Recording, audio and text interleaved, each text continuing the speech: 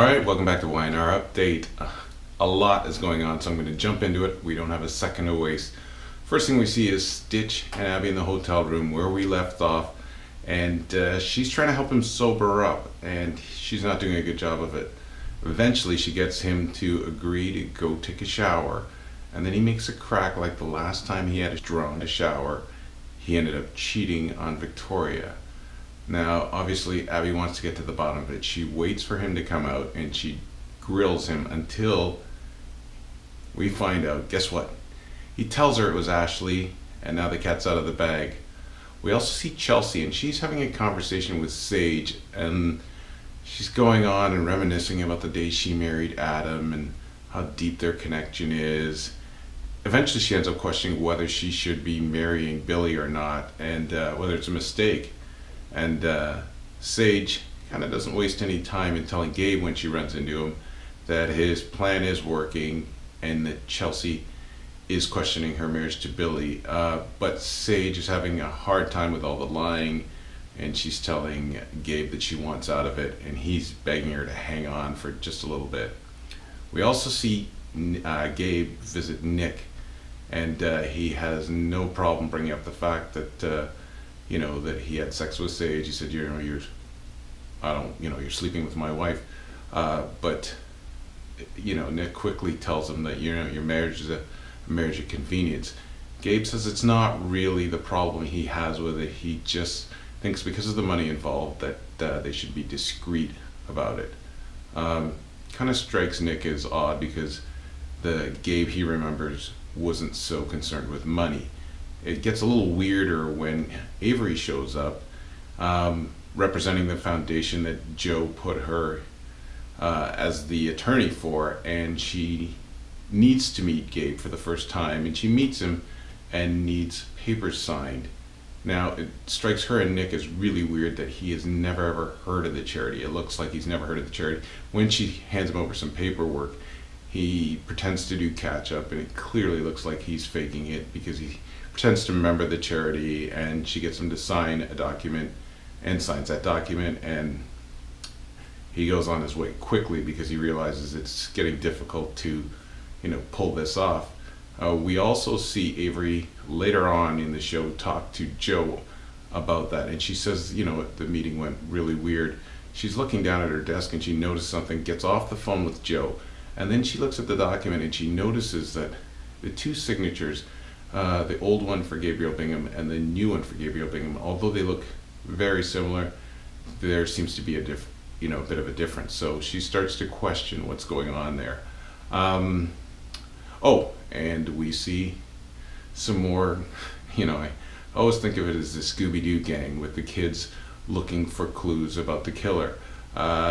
They're going through their list of suspects, and they all revolve around like Sharon and Nick. It turns out that they'd sent Summer over to talk to her dad to see if she could get anywhere, because now he's a possible suspect. And she tells him that that Nick didn't do anything or act in any way that would make him look like the killer. So this is sort of going around and around.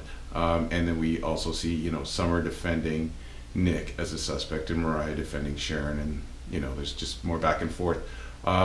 We see Sharon ask Dylan once again if he thinks that she's crazy. Now, Dylan's really sort of trying to support her, but trying to get to the bottom of things, so he's not showing too much, but you can tell he thinks that she is losing it. She says that she's upset and not crazy, but Dylan agrees to help her, and says he'll do whatever it takes to help her, but she gets sort of cagey and asks him to leave. Dylan goes, after he leaves, he actually makes a phone call and he wants to see Noah, and they set up a meeting. And at the meeting, he's trying to get to the root of things, and he tells Noah about the message. Now, Noah tells him that Abby got a threatening message, but he won't tell him much more than that. So with that information, Dylan goes over to see Stitch, because he knows now that Stitch is guarding Abby, and he finds him at the hotel. And when he comes to see Stitch, he realizes that Stitch is drunk, and he's trying to get to the bottom of this. Stitch isn't giving up much information. I think he just tells him that, you know, there have been other messages, and that and he, you know, he knows that Abby got a message. So when he starts digging, all of a sudden Abby comes out, you know, and confirms that, you know, there was a threatening message. We also see the Kevin actually, and he says he's made a little bit of headway on this, the decryption of the video, the Austin's video of Sharon. And they watch the video, and we only get to see the end of the video where, you know, Sharon's throwing around some damning accusations, including the fact that Victor helped Nick cover up a crime that Nick did. And that is, now we know why Sharon is, you know, hell-bent on making sure that this information doesn't get out. So this ends up making Sharon, Victor, and Nick all look like suspects. And Noah comes back from his visit with Dylan, and he tells the group that, you know, that Sharon got a lipstick message. So, you know, they're thinking maybe it's that she's not a, you know, a suspect anymore because she got the same message. And they're trying to figure out who did this, and all of a sudden Kyle admits that he did the message. Now it makes Kyle look really, really guilty, and everyone's ticked off, including Noah. Noah's so ticked off that he takes a swing and he clocks Kyle. So everything is up in arms right now. Dylan also told Noah when he was talking about that, that when Dylan was talking to Noah, he also told him that he didn't think that Sharon was off of her meds. And then in the end, we see Nick pays a visit to Sharon, and this is when things get really, really big. He tells her, you know, like, she starts cornering him about the affair, and Nick quickly tells her to back off. It's his business, his personal life. It has nothing to do with her. And then Sharon does something really weird. She goes over to the mirror and she keeps trying to rub the message up. Nick doesn't know what this is about, so he says, "You're acting really weird. I think that maybe you shouldn't see Faith for a while." And Sharon flips out. She's absolutely terrified. She now thinks that Nick has written the message, and she's scared. And so before Nick leaves, she threatens him, and she says, you know, if she doesn't get to see her daughter, that she's going to let the world know that he had something to do with that girl breaking her neck.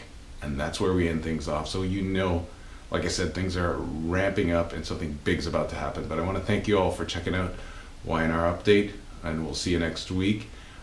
Please don't forget to subscribe and share. I really appreciate it. Have a great weekend.